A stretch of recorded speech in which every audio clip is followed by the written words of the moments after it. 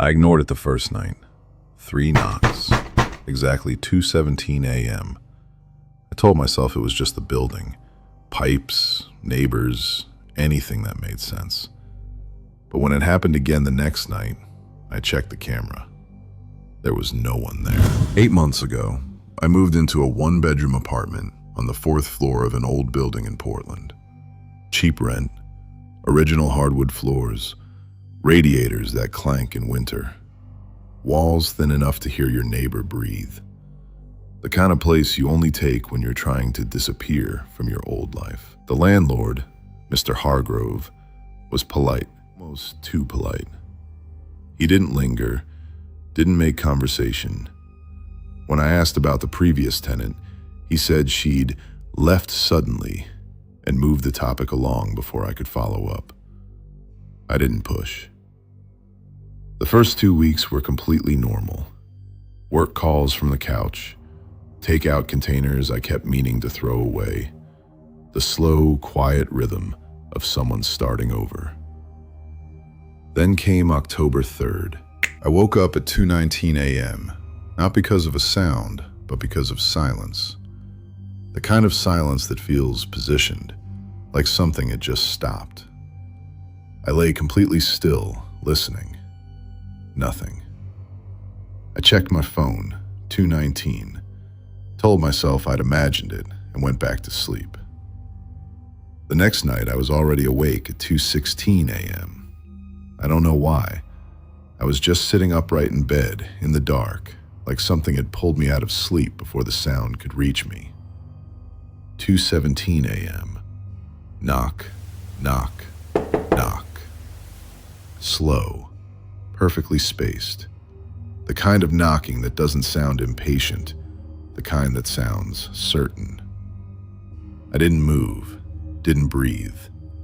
I counted to 60 in my head, walked to the door, looked through the peephole.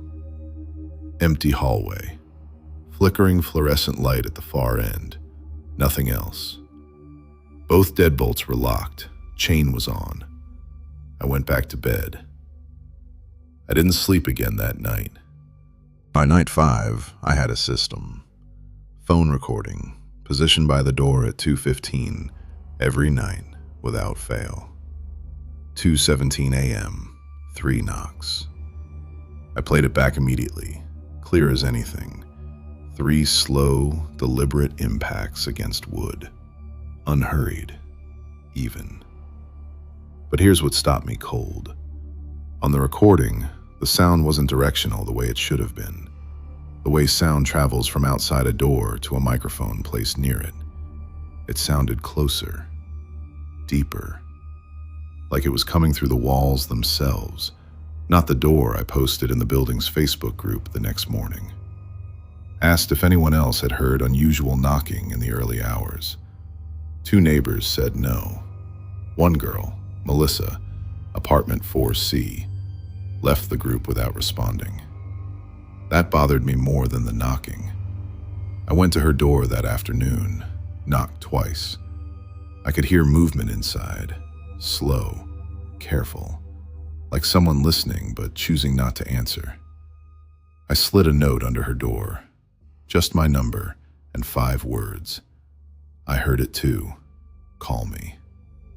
She texted me at 11:58 p.m. that night, 2 minutes before midnight.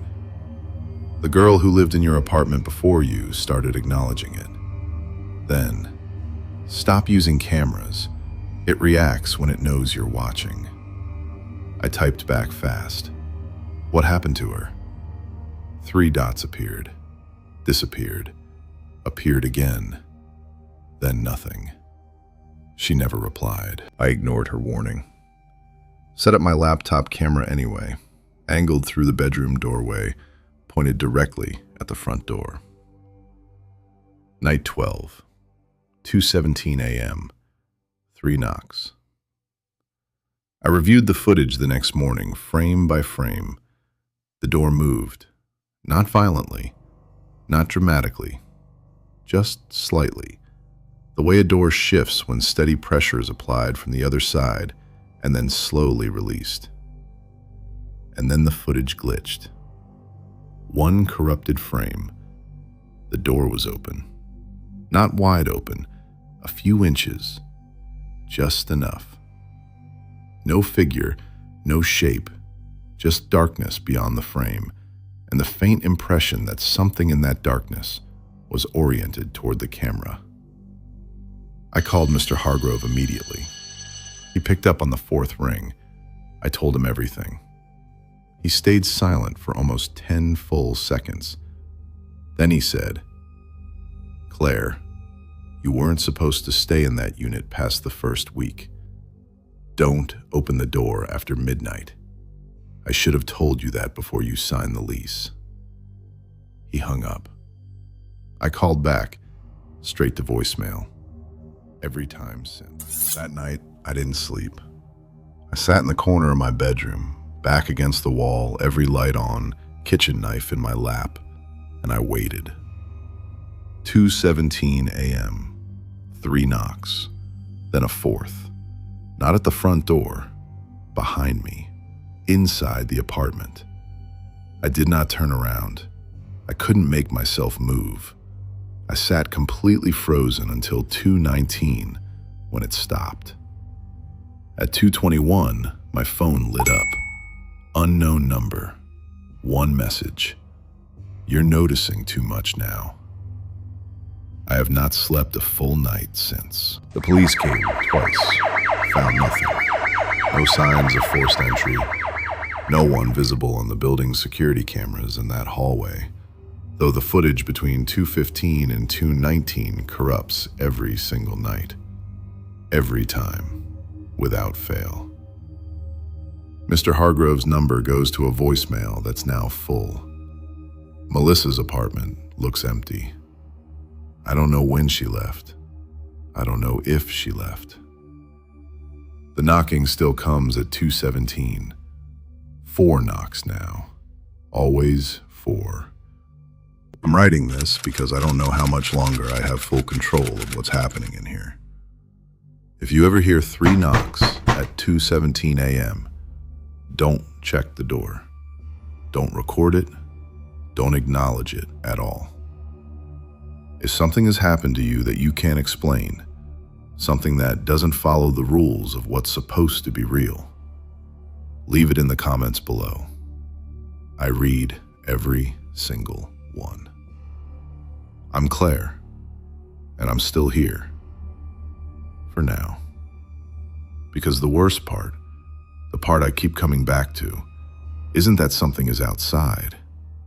It's that it's learning when you stop being afraid and start becoming curious. And I think I waited too long.